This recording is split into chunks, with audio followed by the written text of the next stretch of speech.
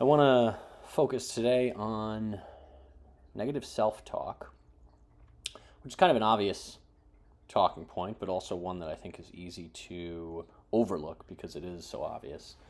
If you spend any time in self-help circles or doing meditation or even just any critical parent work, one of the big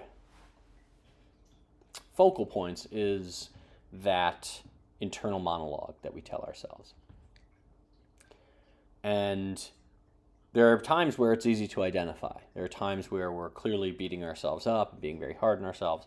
But as with all things in reparenting work, being able to kind of zoom in and focus on the smaller picture at times can really help to lead to changes in the big picture. So I'll give you an example. My wife and I were in the car last night, and we were going somewhere, and she had remembered that she forgot to do something for work, and she said, "Oh, I'm such an idiot." She had like a really busy day at work. Things were flying at her from a million different directions, and her first impulse was to be like, "I forgot this one thing in my otherwise very busy day, and what an idiot I am." And we all do it. We all call ourselves stupid when we mess up. We all wonder, how could we forget something? How could we miss this?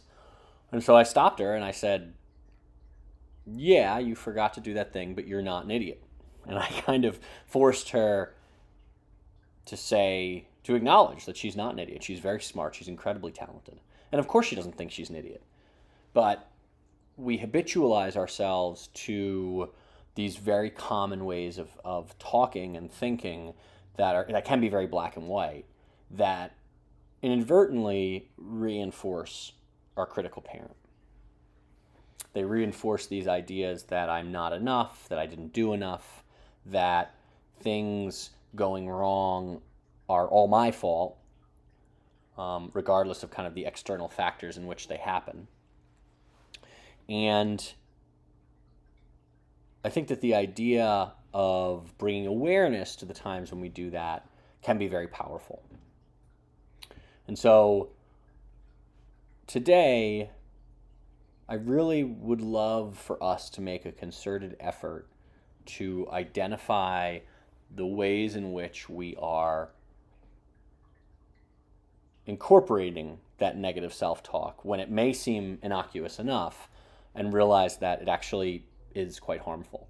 I'll give you another example of a way that I've tried to kind of neutralize it a little bit.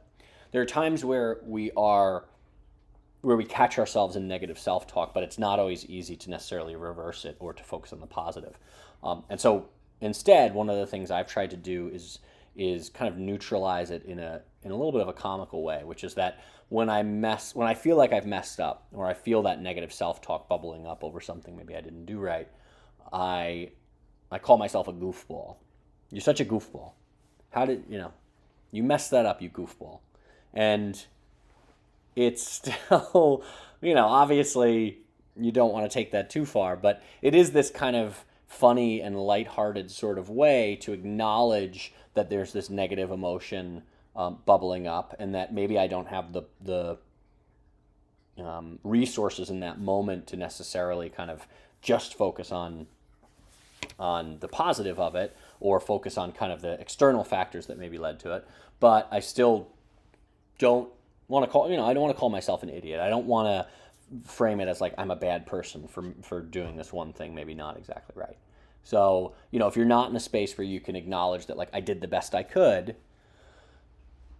find out what your goofball moment is, and really kind of try and use it as a way to start to bring more compassion to how you talk about yourself.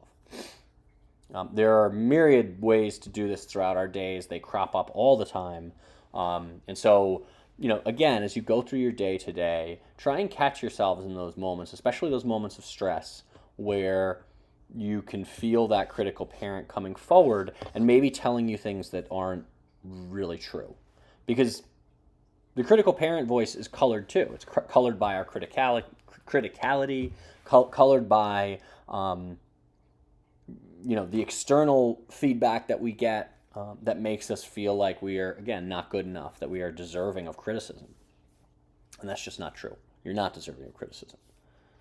If you do something wrong, that doesn't mean you're an idiot.